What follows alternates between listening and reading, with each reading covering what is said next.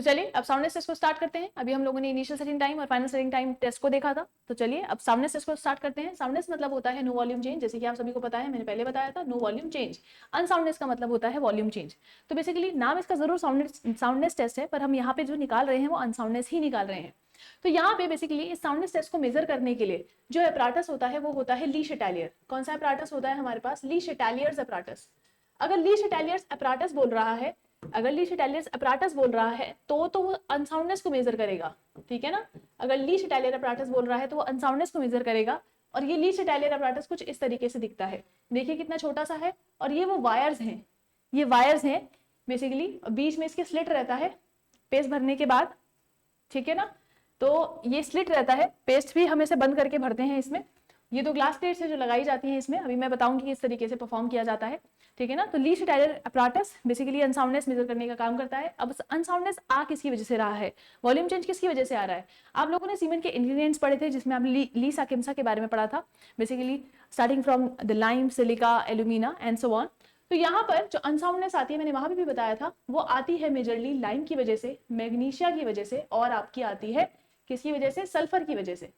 तो लाइम और मैग्नीशिया की वजह से जो अनसाउंडनेस है उसको तो आप निकाल सकते हैं, पर सल्फर की वजह से जो अनसाउंडनेस है उसको हम अभी नहीं निकाल सकते हैं। हमारे पास ऐसा कोई मेजर नहीं है कि हम सल्फर की अनसाउंडनेस को मेजर कर पाए।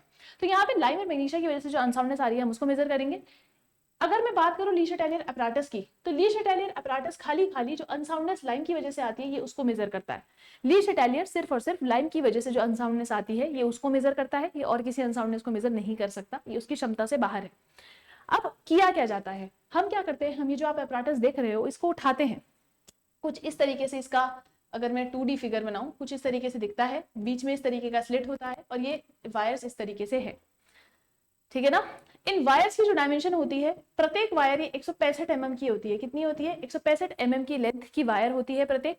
अब हम क्या करते हैं, हम पेस्ट बनाते हैं। अब पेस्ट बनाने के लिए हमें क्या चाहिए? पानी। और जो पानी लेते हैं हम, पानी कितना लेते हैं? लगभग 78% ऑफ द स्टैंडर्ड कंसिस्टेंसी। जितना स्टैंडर्ड कंसिस्टेंसी में आप लोगों ने पानी निकाला था उसका 78% पानी आपको इस साउंडनेस टेस्ट के लिए जो आप पेस्ट बनाओगे उसके लिए चाहिए। फिर पेस्ट बनाने के बाद हम क्या करते हैं, नीचे इसके ग्लास प्लेट लगाते हैं इस पर्टिकुलर अपराटस के, और इसमें पेस्ट को भरना शुरू करते हैं। इसमें उस पेस्ट को भरना हम लोग शुरू करते हैं। 4 लेयर में हम उस पेस्ट को यहाँ पे भरते हैं, 4 लेयर्स में भरी जाती है। इस मोल्ड के जो डायमेंशन होते हैं, ये देखो कितना छोटा मोल्ड है, 30 mm इसका डाया होता है, और 30 mm ही क्या है इस भाई साहब की लेंथ है, डेप्थ है, सॉरी, या हाइट है। 30 mm is the height and 30 mm is the dia. तो देखो कितना छोटा सा एपराटस है, कुछ इस तरीके से दिखाई पड़ता है। जो ये आप आर्म्स देख रहे हो, इन आर्म्स की लेंथ कितनी होती है? 165 mm होती है आपकी। अब हम करते क्या है, जब एक बार पेस्ट भर दिया, आपको एक्स्ट्रा पेस्ट को रिमूव कर देना है। बिल्कुल पेस्ट जो हो ऊपर तक हो, एक्स्ट्रा ना हो, एक्स्ट्रा है तो बाहर रिमूव कर दो। फिर उसके बाद इसके ऊपर भी एक ग्लास प्लेट हम लोग लगा देते हैं, और इस पूरी असेंबली को फिर हम पानी के अंदर रख देते हैं। पानी भी जो नॉर्मल टेम्परेचर वाला पानी होता है, लगभग 27 से 32 डिग्री सेल्सियस पे जो है, तो हम वहां पे इसको रख देते हैं एक दिन के लिए, दैट मीन्स 24 आवर्स के लिए अप्रोक्सीमेटली। 24 घंटों के बाद जब हम उसको बाहर निकालते हैं, हम क्या करते हैं, इन स्लिट्स के बीच का डिफरेंस जो होता है, बेसिकली ये जो वायर्स देख रहे हो ना, इन अगर कोई चेंज होगा, डेफिनेटली अगर पानी में जाने के बाद वॉल्यूम चेंज होता है तो ये वायर्स क्या हो जाएंगी? दूर हो जाएंगी। आपको वो डिस्टेंस मेजर कर लेना है, ठीक है ना। फिर उसके बाद आप क्या करोगे, सेम असेंबली को उठा के बॉइलिंग पॉइंट वाले पानी के अंदर आप लोगों को रखना है, मतलब हाई टेम्परेचर वाटर पे आप लोगों को यहाँ पे रखना है, और लगभग 3 घंटे तक, जिसे कहते हैं, उसको मेंटेन करना है। 3 घंटे तक क्या करना है, सेम टेम्परेचर को आप लोगों को मेंटेन करना है। अब उसके बाद जब वहां से आप इस सैंपल को निकालेंगे, तो अगेन आप इन स्लिट्स के बीच का, इन वायर्स के बीच का, या जो आप ये आर्म्स देख रहे हैं, इनके बीच का डिस्टेंस मेजर कर लेंगे। इनके बीच का डिस्टेंस मेजर करने के बाद आप क्या करेंगे, पहले वाले केस जब आपने नॉर्मल वाटर में डाला था उस टाइम पे जितना डिफरेंस आया था और अब जितना डिफरेंस आया है, तो मान लीजिए जब आपने कोल्ड वाटर में रखा था तो डिफरेंस आया था इसका x, और अब जब आपने बॉइलिंग पॉइंट वाले टेम्परेचर पे रखा है तो उन वायर्स के बीच का डिफरेंस कितना आ रहा है? y आ रहा है। तो हमें क्या लेना है, इन दोनों का जो डिफरेंस आ रहा है, ठीक है ना, अगर इन दोनों का डिफरेंस, अगर x माइनस वाई ही हमें क्या दे रहा है? वॉल्यूम चेंज दे रहा है। यहीं से आपको पता चलेगा कितना वॉल्यूम चेंज है, यहीं से आपको वॉल्यूम चेंज का पता चलेगा। तो अगर ये जो x माइनस वाई आप लोगों ने किया, अगर ओपीसी सीमेंट आप लोगों ने यूज किया था टेस्ट के लिए, मतलब ऑर्डिनरी पोर्टलैंड सीमेंट का अगर आप टेस्ट कर रहे थे, तो ये जो डिफरेंस है, it should not be greater then 10 mm। तो ये डिफरेंस आपका 10 mm से बड़ा नहीं होना चाहिए। और अगर और बाकी के सीमेंट्स हैं उनके लिए तो वैल्यू कम भी होती है, ज्यादा भी होती है, डिपेंड्स टोटली। ठीक है ना, इससे कमी होगी मोस्ट ऑफ द टाइम। तो यहाँ पे ओपीसी अगर आप यूज कर रहे हो तो ओपीसी के लिए ये जो पर्टिकुलर वॉल्यूम चेंज है it should not be greater then 10 mm, 10 mm से ज्यादा नहीं होना चाहिए ओपीसी के लिए। और अगर हो रहा है तो डिस्कार्ड योर सीमेंट, क्योंकि अगेन आप इसको जब किसी ऐसी जगह पे यूज करेंगे तो वो आपके लिए फ्रूटफुल साबित नहीं होगा। ठीक है ना, मैंने आप लोगों को बताया जो आपका लीस्ट डायलियर अपराटस था वो आपका क्या मेजर कर रहा था, सिर्फ और सिर्फ अनसाउंडनेस जो लाइम की वजह से आ रही थी। ये देखिए लीस्ट डायलियर अपराटस था तो ये क्या मेजर कर रहा है, unsoundness due to lime measure कर रहा है। मान लीजिए अगर आपको ऑप्शन में कभी ऐसा मिले लीस्ट डायलियर फ्लास्क, तो लीस्ट डायलियर फ्लास्क और लीस्ट डायलियर अपराटस दोनों अलग चीजें हैं। लीस्ट डायलियर फ्लास्क क्या मेजर करता है, अगर आपको लिखा आता है क्या लीस्ट डायलियर फ्लास्क, अगर ये फ्लास्क वर्ड लिखा हुआ आता है तो फ्लास्क के लिए फ्लास्क क्या मेजर करता है, स्पेसिफिक ग्रेविटी मेजर करता है। लीस्ट Chatelier flask is used to measure the specific gravity and not the unsoundness. Unsoundness कौन मेजर करता है, लीस्ट डायलियर अपराटस मेजर करता है। याद रखिएगा ये चीजें इंपॉर्टेंट है ऑब्जेक्टिव के लिए। अब हम बात करते हैं, ये जो अपराटस दिख रहा है इसको ऑटोक्लेव बोलते हैं। क्या बोलते हैं इसको, ऑटोक्लेव बोलते हैं। अब ये ऑटोक्लेव क्या करता है, ये मैग्नीशिया की वजह से जो अनसाउंडनेस आती है ना ये उसको मेजर करता है, हम ऐसा जानते हैं। ये सिर्फ मैग्नीशिया की वजह से ही अनसाउंडनेस मेजर नहीं करता, लाइम की वजह से भी जो अनसाउंडनेस आती है ये उसको भी मेजर कर सकता है। सो इसके पास जो कैपेबिलिटी है वो दोनों की है कि लाइम और मैग्नीशिया दोनों की वजह से जो अनसाउंडनेस आ रही है ये उनको मेजर करता है। अब हम इसके लिए करते क्या है, हम एक मोल्ड बनाते हैं। मोल्ड का जो साइज रखते हैं 25 बाय 25 बाय 250 mm या 250 mm का हम एक मोल्ड बनाते हैं। हम उसको इस ऑटोक्लेव में रख देते हैं और प्रेशर को इंक्रीज कर देते हैं लगभग इस 21 kg पर सेंटीमीटर स्क्वायर के हिसाब से, और इसको 3 घंटों तक मेंटेन करके रखते हैं। फिर उसके बाद आप मोल्ड को निकालते हो और कितना एक्सपेंशन हो गया है वॉल्यूम में आप उसको नोटिस करते हो। और अगेन क्योंकि ये वॉल्यूम वाइज देख रहे हो कि परसेंटेज कितना एक्सपेंशन हुआ है, ठीक है ना। अब यहां पर ये एक्सपेंशन जो है it should not be more than 0.8%। ये टोटल एक्सपेंशन 0.8% से ज्यादा नहीं होना चाहिए ओपीसी के केस में। ओपीसी के केस में 0.8% से ज्यादा वॉल्यूम एक्सपेंशन नहीं होना चाहिए, ठीक है ना। सारे डायरेक्शन में आप वॉल्यूम मतलब देखिए, जैसे मान लीजिए आपने जो मोल्ड साइज बनाया, जो भी आपने मोल्ड साइज लिया, मतलब ये आप इसके डायमेंशन से वाकिफ थे, जब ये वापस निकालेंगे तो अगर ये कहीं से वॉल्यूमेट्रिकली एक्सपेंड किया होगा, डायमेंशन चेंज हुई होंगी, तो वो डायमेंशंस लेके अब दोबारा वॉल्यूम निकाल लो। अगर इसका वॉल्यूम पहले मान लीजिए 25 बाय 25 बाय जो 250 है वो कुछ एक्स था, और दूसरे वाले का जो वॉल्यूम आया वो मान लीजिए अब वो 26 बाय 26 बाय 260 आ गया, तो दोनों का डिफरेंस ले लीजिए, तो ओवरऑल परसेंटेज में आप उसको निकाल लीजिए change upon original into hundreds के फॉर्मूले से, तो वहां पे परसेंटेज में आप लोगों को वैल्यू मिल जाएगी। तो ये जो परसेंटेज चेंज है ये 0.8% से ज्यादा नहीं होना चाहिए फॉर ओपीसी। क्लियर। नेक्स्ट अब बात करते हैं स्ट्रेंथ टेस्ट की। अब जब आप स्ट्रेंथ टेस्ट की बात करते हैं यहाँ पर, तो अब सबसे पहले हमारे पास जो टेस्ट आता है वो आता है compressive strength test of cement. अब कॉम्प्रेसिव स्ट्रेंथ टेस्ट में हम लोग क्या करते हैं, यहाँ पर बेसिकली आप सबसे पहले मोल्ड का साइज देखिए। मोल्ड का जो साइज लिया जाता है यहाँ पर, दिस इज द मोल्ड। ये मोल्ड का जो साइज लिया जाता है वो लिया जाता है 70.6 बाय 70.6 बाय 70.6 mm, या फिर 7.06 बाय 7.06 बाय 7.06 mm के अराउंड यहाँ पर सैंपल लिया जाता है। अब इस मोल्ड को बनाने के लिए क्या लगेगा, इसमें खाली सीमेंट का मोल्ड नहीं बनता, इसमें सीमेंट के साथ क्या डलता है, सैंड डलता है। सीमेंट के साथ क्या डलता है, सैंड भी डलता है। और कितने रेशो में डलता है, 1:3 के रेशो में डलता है। यहाँ पे देखिए लिखा भी होगा, यहाँ पे इन्नौर सैंड होता है। इन्नौर से जो सैंड, तमिलनाडु इन्नौर, तो वहां से जो सैंड आता है बेसिकली इन्नौर सैंड और सीमेंट का रेशो होता है। सीमेंट 1 पार्ट होता है और इन्नौर सैंड आपका 3 पार्ट है। जो स्टैंडर्ड सैंड है वो इन्नौर सैंड ही माना जाता है, इसलिए वही टेस्टिंग के लिए यहाँ पे यूज किया जाता है। अब यहाँ पर हम जो सैंपल्स बनाते हैं, नंबर ऑफ सैंपल्स कितने बनाते हैं, नंबर ऑफ सैंपल हम लोग 3 बनाते हैं, और जो रिजल्ट आता है वो एवरेज पे लेते हैं, ठीक है ना। रिजल्ट क्या लेना चाहिए, यहाँ पे एवरेज उठाते हैं। ऐसा नहीं होता कि आपने एक सैंपल टेस्ट किया और रिजल्ट दे दिया, नहीं, आपको 3 सैंपल लेने हैं और उनका एवरेज जो आएगा वही आपका क्या होगा, रिजल्ट के टर्म्स में आप उस लोगों को इंडिकेट करेंगे, बताएंगे। क्लियर है ये चीज। चलिए, तो यहाँ पर फिर क्या होता है, अब तो हमने मोल्ड बना दिया था, सीमेंट सैंड का रेशियो ले लिया था, हमें पता चल गया कि सैंड कितनी है, हमें नंबर ऑफ सैंपल्स भी पता चल गया, नंबर ऑफ सैंपल्स कितने लिए जाते हैं, 3 लिए जाते हैं।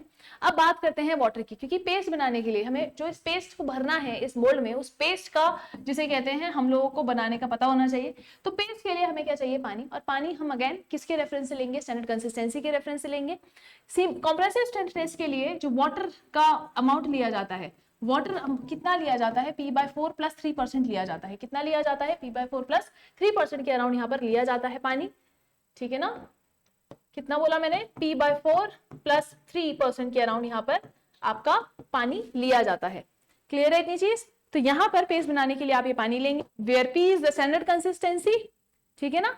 तो ये टोटल मास जो आपने सीमेंट का लिया है उससे निकालेंगे ये परसेंटेज, ठीक है ना। P is the standard consistency, basically जो आपने पानी स्टैंडर्ड कंसिस्टेंसी के लिए लिया था वो डिवाइड बाय 4 + 3 एंड इनका परसेंटेज बेसिकली आप लोगों ने जो सीमेंट लिया है उसके हिसाब से आप लोग लेंगे, ठीक है ना।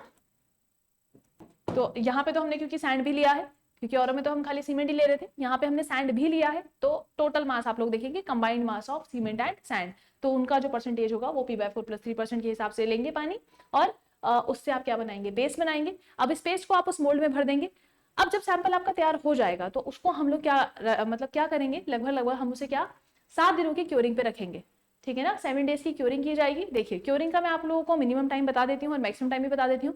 कोडल प्रोविजंस के हिसाब से जब हम आरसीसी में बात करते हैं, IS 456 क्या बोलता है, वो बोलता है कि जो क्योरिंग करनी चाहिए वो 21 दिन तक करनी चाहिए, 3 हफ्ते तक आप लोगों को क्योरिंग करनी चाहिए। पर अगर आप नहीं कर सकते हैं तो मिनिमम 10 डेज की तो करनी ही चाहिए, लेकिन 10 दिन भी नहीं है तो लोग साइड पे जो करते हैं 7 दिन की क्योरिंग की जाती है। तो यहाँ पर भी आप क्योरिंग करेंगे कितने दिनों के लिए, लगभग 7 डेज के लिए हम लोग यहाँ पे क्योरिंग करते हैं वो पर्टिकुलर मोल्ड बनने के बाद। अब हम क्या करते हैं, जैसे ही वो मोल्ड तैयार हो जाता है हम उसे किसके लिए रखते हैं, कंप्रेसिव स्ट्रेंथ टेस्ट के लिए रखते हैं। देखिए यहाँ पे 3 सैंपल्स तो बनाए गए हैं, लेकिन 3 सैंपल्स आप ईच जनरल में बनाएंगे फिर, ठीक है ना। अगर आप जैसे कहते हैं 3 दिन की स्ट्रेंथ टेस्ट करने वाले हैं, या हम मेजरली 7 डेज और 28 डेज की करते हैं, तो 3 सैंपल दोनों के होंगे, क्योंकि ये डिस्ट्रक्टिव टेस्ट है। यहाँ पे सैंपल आपका डिस्ट्रॉय हो जाएगा, सेम सैंपल पे आप जिसे कहते हैं 28 डेज वाला स्ट्रेंथ नहीं कर पाएंगे। तो मसाला बनाना है, मसाले से आप लोगों को जिसे कहते हैं 3 दोनों के लिए बनाने पड़ेंगे। एक को आप 7 डेज पे टेस्ट करेंगे और दूसरे को आप 28 डेज पे टेस्ट करेंगे, मतलब 3 सैंपल एवरेज लेंगे फिर तीनों का। क्लियर है नहीं चीज। तो नंबर ऑफ सैंपल्स हम 3 ही उठाते हैं, पर ईच जनरे में, मतलब ईच पर्टिकुलर उसमें 7 डेज में भी और 28 डेज में भी, जिसका भी आप टेस्ट कर रहे हैं। एंड अब अकॉर्डिंगली हम लोग क्या करते हैं, यहाँ पर क्या हो रहा है आपका, जब आपने बना लिया, सैंपल बना लिया, क्योरिंग भी कर लिया, तो एक मशीन होती है CTM, कंप्रेशन टेस्टिंग मशीन, ठीक है ना, कंप्रेशन टेस्टिंग मशीन। तो इस पर्टिकुलर मशीन में आप उसको प्लेस कर देते हैं। आप लोगों ने कॉलेजेस में देखा भी होगा, ये CTM में आप ये this is your compression testing machine, compression testing machine के अंदर भर दिया जाता है, ठीक है ना। अब पहले मैनुअल लोड लगाया जाता था, अब इलेक्ट्रिकल लोड लगाया जाता है, और वो लोड की वैल्यू यहाँ पे 1 मीटर लगा हुआ होता है, वहां से पता चल जाती है आप लोगों को। और जिसे कहते हैं जितना भी जिस लोड पे वो फेल होता है, आप वो लोड फेलियर लोड ले लेते हैं, ठीक है ना। फेलियर लोड हम लोग यहाँ से उठा लेते हैं और डिवाइडेड बाय एरिया जो उस पर्टिकुलर क्यूब का रहेगा, तो यहाँ से आप लोगों को क्या मिल जाती है, कंप्रेसिव स्ट्रेंथ आप लोगों को मिल जाती है, ठीक है ना। यहाँ से क्या मिल जाती है, आप लोगों को कंप्रेसिव स्ट्रेंथ मिल जाती है। ओपीसी के केस में 3 डेज के लिए जो कंप्रेसिव स्ट्रेंथ रहती है, लगभग क्या रहती है, 50% रहती है वो स्ट्रेंथ की, जो 28 डेज में आने वाली है। 7 डेज के लिए जो स्ट्रेंथ होती है वो 2/3 होती है टोटल स्ट्रेंथ से। मान लीजिए आप 33 ग्रेड का बना रहे हैं, 43 ग्रेड का बना रहे हैं, 53 ग्रेड का बना रहे हैं। बेसिकली ओपीसी आप लोग जो मार्केट में देखते हैं 33, 43 और 53 का देखते हैं। इंडिया में 43 यूज किया जाता है फ्रिक्वेंटली, तो मोस्टली यूज इंडिया में जो है वो 43 ग्रेड है ओपीसी का। मान लीजिए आप ओपीसी 33 या 43 बना रहे हैं, तो उस केस में 3 दिन की जो स्ट्रेंथ है वो 50% होगी, 7 डेज की 2/3 रहेगी, और 28 डेज में, क्योंकि ओपीसी 33 ग्रेड बना रहे थे, इसलिए 28 डेज में जो स्ट्रेंथ आनी चाहिए जो निर्धारित है वो 33 Nm/mm² ही है। क्लियर है ना। अब कुछ बच्चों का सवाल आता है कि मैम इसके बाद भी क्या स्ट्रेंथ बढ़ती है, बिल्कुल बढ़ती है, पर ऐसा नहीं होता कि वो डबल हो जाए या जिसे कहते हैं 1.5 गुना हो जाए, ऐसा नहीं होता, बढ़ती है, पर हाँ ऐसे नहीं बढ़ती है कि जैसा आप लोग सोचते हैं कि मैडम ये तो 1.5 गुना बन गया, ऐसा नहीं हो सकता, पॉसिबल नहीं है। क्लियर। चलिए आगे बढ़ते हैं। अब बात करते हैं टेंसाइल स्ट्रेंथ टेस्ट की। अब आप बच्चों का सवाल आता है कि मैम यहाँ पर क्या होता है ना, हम इसमें क्यों यूज नहीं करते हैं टेंसाइल स्ट्रेंथ के लिए, हम इसमें ये इस तरीके का एपरेटस क्यों यूज कर रहे हैं। तो मैं आप लोगों को बता देती हूँ। अगर आप क्यूब यूज करते हैं ना, देखो कंप्रेशन मतलब क्या होता है, दाब, कंप्रेशन मतलब दाब, लेकिन टेंशन मतलब क्या होता है, खिंचाव। अगर आप क्यूब को खींचने की कोशिश करेंगे ना, तो क्यूब के कॉर्नर्स होते हैं वीक, और वीक कॉर्नर्स तो पहले टूट जाएंगे। तो ओवरऑल जो स्ट्रेस का डिस्ट्रीब्यूशन रहता है ना क्यूब के केस में, वो बहुत ही नॉन यूनिफॉर्म रहता है।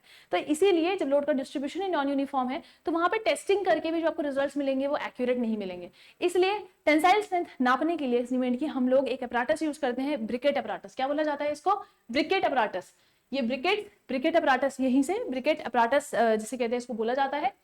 अब हम क्या करते हैं, इस ब्रिकेट अपराटस में जो लोड का डिस्ट्रीब्यूशन होता है बहुत ही यूनिफॉर्म होता है। सबसे पहली चीज हम क्या करते हैं, इसमें जो सैंपल बनाते हैं, अब अगेन आप पेस्ट बनाएंगे, ठीक है ना। P/5 प्लस 2.5% इसका वैल्यू रहता है। क्या क्या बोला मैंने?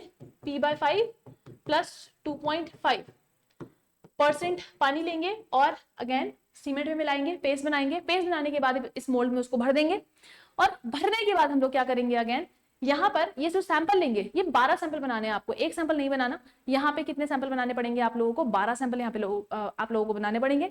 यहाँ पर फिर अगेन जब आप इसमें टेंशन या फिर पुल देंगे तो उसकी वजह से क्या होगा, उसमें जो स्ट्रेस का डिस्ट्रीब्यूशन होगा वो बहुत ही यूनिफॉर्म रहेगा। यहाँ पे जो कॉन्टेक्ट एरिया बेसिकली ये देखिए, जो खिंचाव पड़ता है मिडिल पे, मिडिल वाला पोर्शन पे आप सभी को पता होगा, जब खिंचाव पड़ेगा तो यहाँ पे ज्यादा आएगा। तो ये इसका जो कॉन्टेक्ट एरिया होता है 25.4 बाय 25.4, यही आपका एरिया हो जाता है जो कि हम लेते हैं। यहाँ पे भी टेंसाइल स्ट्रेंथ निकालने के लिए जिस लोड पे वो फेल हुआ, फेलियर लोड, जिस लोड पे वो फेल हुआ वो नोट डाउन कर लेते हैं। फेलियर लोड डिवाइडेड बाय ये जो कॉन्टेक्ट एरिया रहता है 25.4 बाय 25.4 mm, ठीक है ना, इससे डिवाइड कर देते हैं और आपको वैल्यू मिल जाती है किसकी? टेंसाइल स्ट्रेंथ की। क्लियर है इतनी चीज? टेंसाइल स्ट्रेंथ की वैल्यू यहाँ पे आप लोगों को फिर मिल जाती है। क्लियर है इतनी चीज? यहाँ पे देखिए नंबर ऑफ जो अपैरेटस लेते हैं, नंबर ऑफ अपैरेटस यहाँ पे लिखे हुए नहीं है। नंबर ऑफ जो ब्रिकेट्स ली जाती हैं, नंबर ऑफ ब्रिकेट्स जो उठाई जाती हैं वो कितनी उठाई जाती है? 12 सैंपल उठाते हैं हम लोग यहाँ पर इस पर्टिकुलर टेस्ट के लिए और उनका एवरेज दिया जाता है। अच्छा एक चीज और मैं आप लोगों को बता दूं, आप लोगों ने अभी पीछे यहाँ आप लोगों को जो कंप्रेसिव स्ट्रेंथ टेस्ट देखा, यहाँ पे जो स्ट्रेंथ है, स्ट्रेंथ का जो वेरिएशन है प्लस माइनस 10% से ज्यादा नहीं होना चाहिए। मतलब जो भी स्ट्रेंथ आ रही है उसका जो वेरिएशन है वो प्लस माइनस 10% तक अलाउड है, उसके बाद नहीं है। अगर बहुत ज्यादा वेरी कर रही है तो वो अलाउड नहीं होता है। जो बेसिकली क्यूब्स के स्ट्रेंथ में जो डिफरेंस आ रहा है वो प्लस माइनस 10% से ज्यादा नहीं होना चाहिए। चलिए आगे बढ़ते हैं। यहाँ पे बात करते हैं स्पेसिफिक ग्रेविटी टेस्ट की। जैसे कि मैंने आप लोगों को बोला, यहाँ पे जो अपैरेटस यूज होता है वो ली शटालियर फ्लास्क होता है। अभी आप लोगों ने क्या देखा था? ली शटालियर अपैरेटस देखा था। पर स्पेसिफिक ग्रेविटी टेस्ट के लिए हम लोग जो यूज करते हैं वो क्या यूज करते हैं? ली शटालियर फ्लास्क यूज करते हैं। स्पेसिफिक ग्रेविटी के लिए क्या यूज करते हैं? ली शटालियर फ्लास्क, जो कि कुछ इस तरीके से दिखाई देता है जैसे कि आपके सामने आप लोगों को दिख रहा होगा। यहाँ पे अगेन हम लोग क्या कर रहे हैं, हम यहाँ पे पर्टिकुलर जो फ्लास्क होता है उसको हम किससे भर देते हैं? केरोसिन से भर देते हैं, ठीक है ना, या फिर नेफ्था से भी भर सकते हैं। और उस पॉइंट बेसिकली यहाँ पे ना एक जो स्टेम दिख रही होगी आपको, जो बिटवीन 0 एंड 1 ml मार्क, वो जो स्टेम है वहां तक हम उसको भरते हैं। कहां तक भरते हैं? बेसिकली ये जो 0 से 1 ml का मार्क होगा आप उसको ले लेते हैं, ठीक है ना। तो उसके बीच तक हम क्या कर रहे हैं? 64 ग्राम ऑफ सीमेंट को हम पर्टिकुलरली डालते हैं। यहाँ पे देखिए हमने क्या किया, सबसे पहले हमने फ्लास्क लिया, फ्लास्क को केरोसिन से भर दिया। कहां तक भरा? 0 से 1 ml का जो मार्क है वहां तक हमने उसको भर दिया, जैसे कि आप यहाँ पे देख भी पा रहे होंगे इस फ्लास्क में। तो 0 से 1 ml के मार्क पे हम इसको भर देते हैं। ये देखिए यहाँ पे ये थोड़ा सा जूम करके दिखाया हुआ है।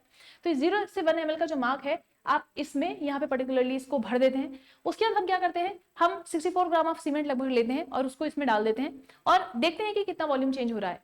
फिर जो वॉल्यूम चेंज होता है उसके हिसाब से हम लोग क्या निकालते हैं? स्पेसिफिक ग्रेविटी निकालते हैं, ठीक है ना। और वहां से आप लोगों को अगेन जो आप जैसे हम लोगों ने पहले भी देखा है, जो स्पेसिफिक ग्रेविटी होती है सीमेंट की, आपकी जो आपकी सॉलिड्स की स्पेसिफिक ग्रेविटी होती है वो 3.15 के अराउंड होती है और जो आपकी मास स्पेसिफिक ग्रेविटी है 1.44 के अराउंड होती है। ये आपको पता ही है।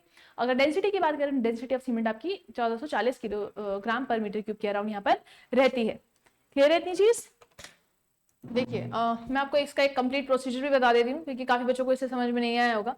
अब होता क्या है देख लीजिए, ये ली शटालियर फ्लास्क आप लोगों ने उठाया, क्योंकि बहुत जनरल मैराथन क्लास में या क्रैश कोर्स में क्या होता है जल्दी जल्दी बताना पड़ता है, पर अगर आपको इसको एग्जैक्ट बताना है तो मैं वो भी बता देती हूँ आप लोगों को। होता क्या है, ये जो ली शटालियर फ्लास्क है बेसिकली हम केरोसिन डाल क्यों रहे हैं ये भी पता होना चाहिए आप लोगों को फॉर द टेक्निकल नॉलेज, कि केरोसिन क्या करता है, ये सीमेंट के साथ रिएक्ट नहीं करता। ये सीमेंट के अंदर के जो एयर बबल्स होते हैं ना, ये उसको एयर को रिमूव करने का काम करता है सीमेंट के अंदर। तो हम क्या कर रहे हैं, हम लोग मान लीजिए सबसे पहले हम ये फ्लास्क लेते हैं। हमने क्या लिया, सबसे पहले ये फ्लास्क लिया। इस फ्लास्क को लेने के बाद हमने पहले इसका जो वेट लिया वो ले लिया W1। हम क्या करते हैं, इसका वेट ले लेते हैं W1। फिर उसके बाद हम लोग क्या करते हैं, हम इस फ्लास्क को खाली कर देते हैं। खाली करने के बाद हम लोग, मतलब खाली तो था ही, खाली फ्लास्क का वेट कितना था, W1 था। खाली इन द सेंस बेसिकली इसमें जो एयर वॉइड्स वैसे भी रहे होंगे ना, तो हमें बेसिकली क्या करना होता है, वो एयर वॉइड्स को ही रिमूव करना होता है। तो अभी सिंपल टर्म्स में आप समझिए कि खाली फ्लास्क का वेट आप लोगों ने W1 लिया। फिर उसके बाद हमने इसमें क्या डाला, सीमेंट डाला, ठीक है ना। Along with cement, flask plus cement का वेट मैंने क्या बोला, जो हमने सीमेंट डाला ये 64 ग्राम ऑफ सीमेंट जो आप लोगों ने डाला, तो फ्लास्क प्लस सीमेंट का वेट मैंने बोला कि भैया W2 है। कितना है, W2 के अराउंड है। फिर अब आपने क्या किया, सीमेंट इसके अंदर था, अब आपने इसमें क्या डाल दिया, केरोसिन भी डाल दिया। केरोसिन क्यों डाल रहे हैं, ताकि एयर वॉइड्स को सारे के सारे रिमूव कर सकें। तो flask plus cement plus kerosene ये मैंने बोला कि भैया इसका वेट कितना हो गया, W3 हो गया, ठीक है ना। फिर उसके बाद अब क्या हुआ, मैंने सारा सामान बाहर निकाल दिया और पूरे फ्लास्क में क्या भर दिया, केरोसिन भर दिया, पूरे फ्लास्क में खाली खाली केरोसिन भर दिया। और खाली खाली जो केरोसिन भरा, लेट्स सपोज उसका वेट कितना था, W4 था, लेट्स सपोज वेट कितना था, W4 था। फिर हम यहाँ पे ना एक फॉर्मूला अप्लाई कर देते हैं। फॉर्मूला कुछ इस तरीके से है स्पेसिफिक ग्रेविटी का, ठीक है ना, W2 minus W1 whole divided by W2 minus W1 minus W3 minus W4 into 0.79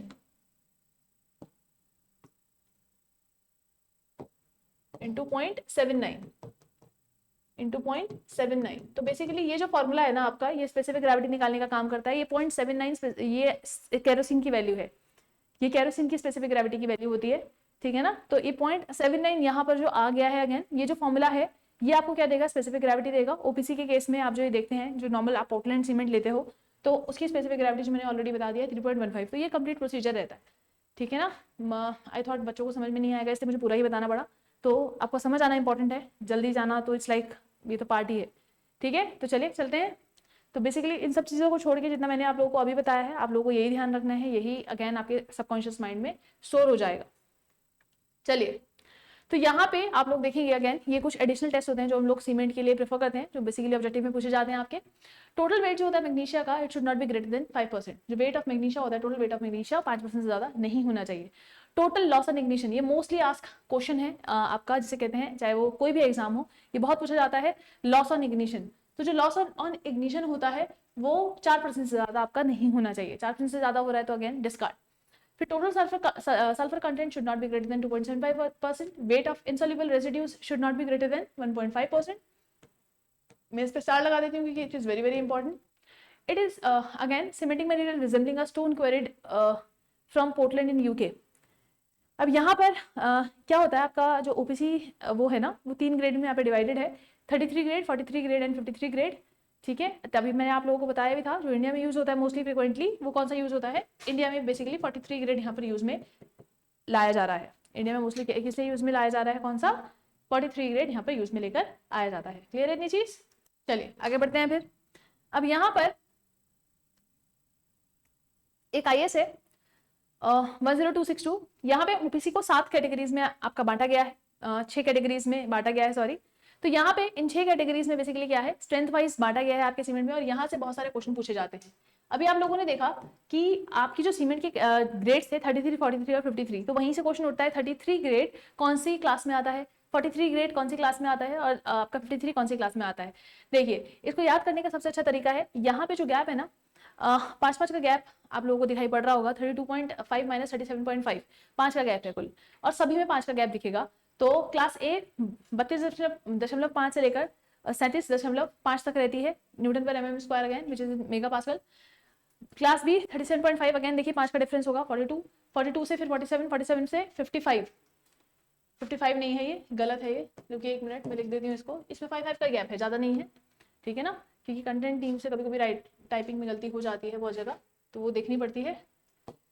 चलिए, तो यहाँ पे 47.5 से लेकर क्या हो जाएगा आपका 52.5 हो जाएगा, फिर 52.5 से 57.5, और last but not the least 57.5 से लेकर 62.5 तक हो जाएगा। तो आपको ये वैल्यूज याद रखनी है, पहले वैल्यू याद रख लीजिए, और क्रॉस चेक के लिए लास्ट वाली वैल्यू याद रख लीजिए। नंबर ऑफ क्लासेस आपको याद रही जाएंगी, और ये आपको देगा कुल IAS 10262 6 क्लासेस में क्या है, कैटेगराइज है। अब वो पूछता है 43 कौन सी क्लास में आता है, 53 कौन सी क्लास में आता है, और 33 कौन सी क्लास में आ रहा है। तो 33 देखिए, 33 आता है क्लास ए में, 33 क्लास ए में आता है, 43 आता है क्लास सी में, 43 क्लास सी में आता है, और 53 आता है आपका क्लास ई में, 53 आता है क्लास सी में। तो ये 3 क्लासेस आप लोगों को बिल्कुल गांठ बांध के रख लेनी है, ए, सी एंड ई। तो यहाँ पे आपका 33, 43 और 53 ये तीनों क्लासेस आपकी ओपीसी की आती है। क्लियर है इतनी चीज। चलिए आगे बढ़ते हैं। तो ये बेसिकली एक कंबाइन वो बनाया हुआ है आप लोगों के लिए समझने के लिए, ठीक है ना, जो फिजिकल रिक्वायरमेंट होती है, मेथड क्या है, किस ग्रेड के हिसाब से क्या रहता है। तो सबसे पहले फाइनेंस की बात करते हैं। Method of testing Blaine's air permeability apparatus से अगर आप टेस्ट कर रहे हैं, 33 ग्रेड के लिए जो स्पेसिफिक सरफेस एरिया आना चाहिए वो आता है 2250 अगेन, और 53 के लिए भी 2250, ठीक है ना। अब यहाँ पे बात कर लेते हैं साउंडनेस की। तो साउंडनेस लीस्ट इटालियर अपराटस से आप अगर मेजर कर रहे हैं तो 10 mm 10 mm 10 mm आएगा तीनों के लिए, और अगर ऑटोक्लेव से कर रहे हैं तो अगेन 0.8% से ज़्यादा नहीं होना चाहिए। इनिशियल सेटिंग टाइम की अगर हम बात करें तो अगेन इनिशियल फाइनल दोनों विकार्ट अपराटस से मेजर होते हैं, इवन कंसिस्टेंसी भी विकार्ट से होती है। तो इनिशियल सेटिंग टाइम 33 ग्रेड के लिए, ये मैंने बताया था पहले भी, ग्रेटर देन इक्वल टू 30 होता है, लेस देन इक्वल टू 30 नहीं हो सकता। इक्वल टू 30 हो सकता है, लेस देन इक्वल टू 30 नहीं हो सकता है किसी भी कंडीशन में। None of the above answer कर देना चाहे, पर लेस देन 30 मत करना। तो 30 मिनट से ज़्यादा नहीं, मतलब यहाँ पे विकार्ट अपराटस 30 मिनट रहता है इनिशियल सेटिंग टाइम इसके केस में भी, 43 के केस में भी, 53 के केस में भी, और फाइनल सेटिंग टाइम भी तीनों का सेम है। कंप्रेसिव स्ट्रेंथ टेस्ट जिसे कहते हैं वो यूटीएम में मेजर किया जाता है, या फिर सीटीएम मैंने आप लोगों को बताया था, सीटीएम यूटीएम दोनों ही यूज कर सकते हैं। सीटीएम हम बहुत फ्रिक्वेंटली यूज करते हैं, तो कंप्रेशन टेस्टिंग मशीन हम बहुत फ्रिक्वेंटली यूज करते हैं इसके लिए, ठीक है ना। फिर बात करते हैं 3 डेज स्ट्रेंथ की, वो भी मैंने आप लोगों को बता दी, जितना आप लोगों ने पढ़ा था वो सारा का सारा यहाँ पे समराइज किया हुआ है आप लोगों के लिए, ठीक है ना। तो यहाँ पे 33 ग्रेड के लिए देखिए, ये आपकी 3 दिन 7 दिन और 28 दिन की स्ट्रेंथ है। 43 ग्रेड के लिए ये स्ट्रेंथ है, और 53 ग्रेड के लिए ये स्ट्रेंथ है, तीनों की तीनों जो आप लोगों को याद रखनी है। क्लियर है इतनी चीज? अगर इतनी चीज क्लियर है तो आगे बढ़ सकते हैं।